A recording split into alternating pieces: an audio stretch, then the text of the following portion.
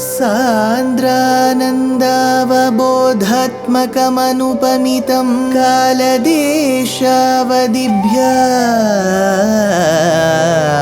निर्मुक्तं नित्यमुक्तं निगमशतसहस्रेण निर्भास्यमानम्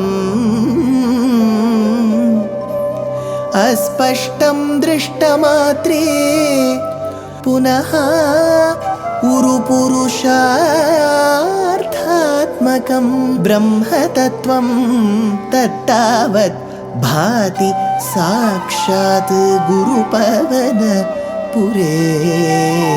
हन्त भाग्यं जनानाम्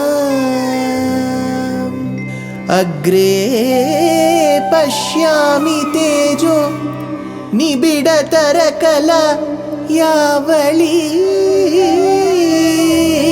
लोभनीयं पीयूषाप्लावितोऽहं तदुतरे दिव्यकैशोरवेशं तारुण्यारम्भरम्यं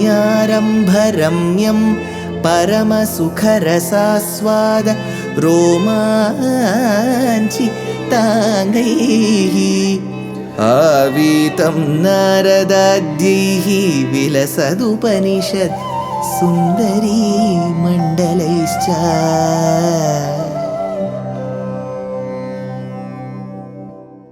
Gurupavanapure Hantabhagyam Jananam. Namaskaram to all the Astikas. In Nrisimha Avataram, in Prahlada Charitram, we have been witnessing the beautiful form of Bhagavan who emerged from the pillar as Narasimha, Nrisimha or Narasimha Vapuhu. This beautiful form of Bhagavan has been presented by Bhattatri with such great grandeur. He continues, Nunam Vishnurayam Nihantyamumam iti Bhramyadgada Bhishanam Daityendram Samupadravantamadhrita Dorbhyam Prutubhyamamum Viro Nirgalitotha Kadghaphalakau Grinhan Vichitra Shraman Vyavrinvan Punarapapata Bhuvanagrasodyatam Twamaho Tvam Aghritaha Dorbhyam Prithubhyam. So those two stout hands, Dorbhyam, those two stout hands, Adhritaha, Bhagavan caught those two hands, Amum Daityendram Samupadravantam. With those hands, Bhagavan caught that Asura who was rushing towards him, Daityendram Samupadravantam, who was rushing towards him, Bhramyad Gada Bhishanam Iti. That man who came was, holding that mace and whirling it around. So that Asura who was coming with that mace around, Bhagavan caught him. Ayam Nunam Vishnuhu Amum Nihanmi. This is surely Vishnu. So this Hiranya Kashipu was telling to himself, this must be surely Vishnu. Ayam Nunam Vishnuhu Amum Nihanmi. So he has come to kill me. That also he knows. So he knows two things for truth. That this is Bhagavan, Sakshat Narayana Vishnu. And he has come to kill me. Then he says, Atha Saha Viraha Nirgalitaha. So that particular brave Asura, Bhattatri says, why should I not praise him? See how bravely he is fighting with Bhagavan. Atha Saviraha Nirgalitaha. He slipped off from Bhagavan's hands. Grindhan Khadga Phalakau. Then as he fell, he grabbed the sword and the shield. So Grindhan Khadga Phalakau. Please understand, this is the war scene that's happening between the two. Khadga Phalakau Vyavrinvan Vichitra Shraman. There he showed, I'm sure all of you would have seen such sword fights, especially if you go to the states of Rajasthan and Haryana. The Rajputs used to do those sword fights. And if you come all the way to the southern state of Kerala, there are various kalas that are being performed where, they take the swords, they take the sticks and they perform that. All this Hiranya Kashipu was showing towards Bhagavan. See how much I know. He started doing this. So Bhattatri says, Vyavrinvan Vichitra Shramat. So he was trying to threaten Bhagavan. See, I know how to fight with the sword. Again, so he fell from Bhagavan's hands, grabbed the sword and shield, showed his, that warmanship, and then rushed towards Bhagavan. Punaha apapatatvam. Again he rushed towards you. Bhuvana grasodyatam. Rush towards you. Who are you? Grasodyatam. Bhuvanam. Who's ready to swallow the entire world. How marvelous. Aho. See, when Bhagavan is there, who has created the world and is present, this man couldn't even course correct, seek remorse, fall at the feet of Bhagavan and say, please forgive me. Instead, he is showing all this word fight to Bhagavan as if he is a great warrior. He could be a great warrior. Bhattadri himself says, Veeraha, I am Veeraha. He is a great, brave person. But not a very mindful person, not a person who uses his senses, not a person who has common sense. So this is what Bhattatri says. Then he continues that fight. Bhramyantam ditijadhamam punarapi prodgrihya dorbhyam javadvare thorayuge nipatya nakharan vyutkaya vaksho bhuvi nirbhindan adhigarbha nirbharagaladrakvambu bhaddotsavam payam payamudairayo bahujagat samhari simharavan atha punaha api prodgrihya. Then again grasping javat dorbhyam ditijadhamam. Ditijadhamam. This particular asura was the son of Diti. Adhamam, very low-minded. Javat dorbhyam, holding both his hands. Bhramyantam nipatya, was circling him around and threw him. Where? Dware, near that particular doorway. Why should he use dware? Because it is believed that Bhagavan had to suffice every condition given as a boon by Brahma to Hiranyakashipu. What were the boons? The person who kills me should neither be completely animal nor human. So he came as a combination of man-lion, which is Narasimha or Nrisimha. Second, he said, I should not be killed inside my house nor outside my house. So technically, the doorstep is that which demarcates the house from the outside. So you cannot technically say that the doorstep falls within the house, nor can you say that it falls outside the house, because you're going to take care of your door. So it falls within your house, as simple as that. But when you count the carpet area, when you count, mundane things that we do in this world when we buy an apartment, is the door and the doorway counted? We don't know. So it is something that lies between the outside and the inside. So it is somewhere in the middle. So Bhagavan had to suffice that condition. So he was thrown near the doorway. Dware. Uru yuge. So he says, Uru yuge. He placed him on both his laps. Why the lap?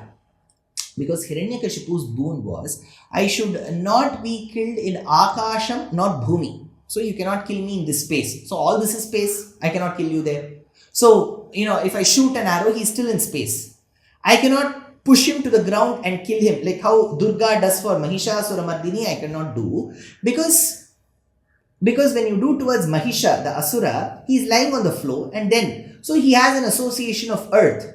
If you put him, like how, Ravana was shot in Akasham, which is ether, which is space, you cannot do that. So Bhagavan thought, might as well I'll put him on my lap. So this lap, thereby his body will have association with a region which is neither technically earth nor space, which is ether. So Uru Yuge Vyutkaya, then thrusting on him, Nakharan. So he used his nails. Why did he use his nails? Because his boon was, I should not be killed by anything which is animate or inanimate. So nails are technically those regions except the cuticle portion. Everything else is a conglomerate of dead cells.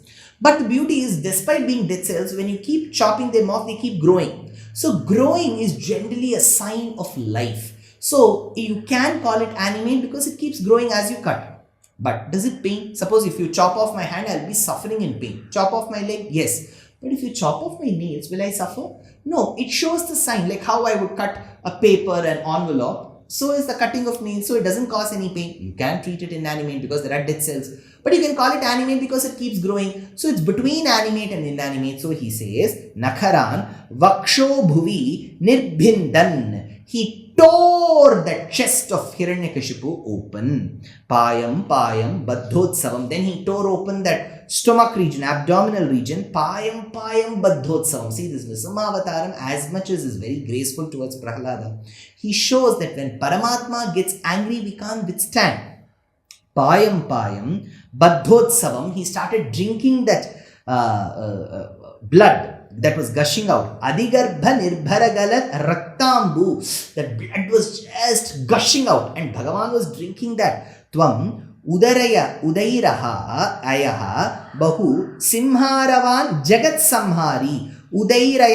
Udairayaha, that roars, bahu simharavan. It looked like those elephant, that lion roars. Jagat Samhari, that which is capable of destroying the entire universe. He was doing that. Next. Tyaktva tam hatamashu rakta lahari sikto namadvarshmani pratyutpatya samasta daitya patalim chakhadyamane tvayi bhramyad bhumi vikampitam budhikulam vyalola shailotkaram प्रोत्सर्पत् खचरम चराचरमहो दुस्थाम vastham dadhau त्वयि त्यक्त्वा hatam tam.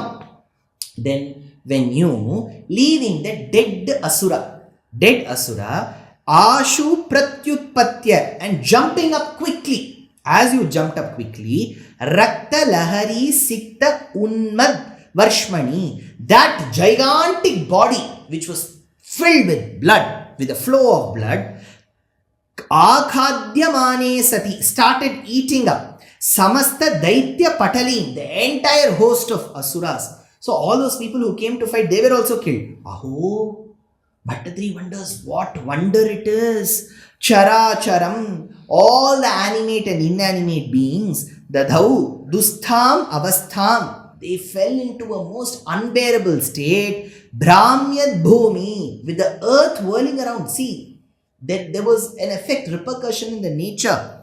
Vikampita ambudhi kulam, the oceans also started showing the turbulence, suddenly high waves. Vyalola shailotkaram, the mountain ranges started shaking, the Himalayas, the Vindhyas, they were all shaking. Protsarpat khacharam, so that is when the stars and the heavenly bodies, they were looking scattered. So if you look up to the space, the stars and the heavenly bodies, they look scattered. The mountains started shaking. The earth started feeling the tremors. The ocean showed its turbulence. Blood was gushing out of the asura's body. Whoever came and attacked, they were killed. Bhagavan was showing his krodham just not on Hiranya Kashipu, but on all those who were tormenting the innocent ones. Comes a question. Shouldn't Bhagavan have been very soft in advising? See, advice will always work. There's no doubt. Peace is always the solution. But that will work only if the other party chooses peace. If the other party also feels, let me also correct myself, course correct and choose peace. But if people don't course correct, then nations have the very right to defend their territories. Same is the way when Bhagavan wants to protect his one child Prahlada, he tries to course correct the other child Hiranyakashipu. See, for Bhagavan, both are his children. One child keeps troubling the other. Bhagavan gives a lot of chances, Shastram, so on and so forth. But if the person isn't ready to listen, that is when Narasimha Vapu Shriman, he comes as Narasimha. So this Narasimha avataram is not to show that Bhagavan gets perturbed. He's Sattva Guna. He's a very personification of Sattva Guna. He never gets angry. He tries to correct. But at one point in time, if the correction doesn't happen, he himself corrects it this way. Narasimha avataram showcases that. But you may ask, what will happen to Hiranyakashipu, Hiranyaksha? Then they will be born as Ravana, Kumbhakarna and Shishupala, Dantavakra, and then they will come back to Karya Vaikuntham as Jaya and Vijaya. So there is no doubt. So they are elevated to a better state. But from where? When they have been doing mistakes. So spare the rod and spoil the child. It doesn't work with Sanatana Dharma. A mother or father should never ever be witness to their child's misdeeds. They have to correct their child. That is very important. When Bhagavan does, he does it this way. Who is to question him? So he says, Vikampita ambudhikulam vyalola shailotkaram protsarpat khacharam. Protsarpat khacharam. Whatever you see, they all got scattered. So was the anger of Bhagavan. But how long can this anger continue? He has achieved his purpose. He has annihilated the asura called as Hiranyakashipu. Will he continue with this anger? We don't know. Let's see that in the next episode.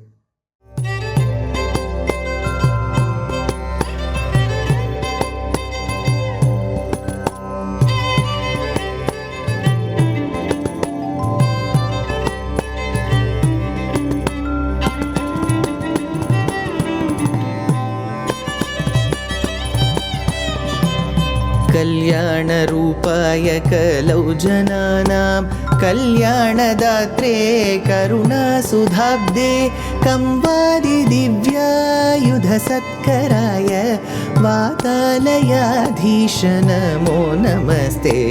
Narayan Narayan Narayan Narayan Narayan Narayan Narayan Narayan Narayan Narayan Narayan Narayan Narayan Narayan Narayan Narayan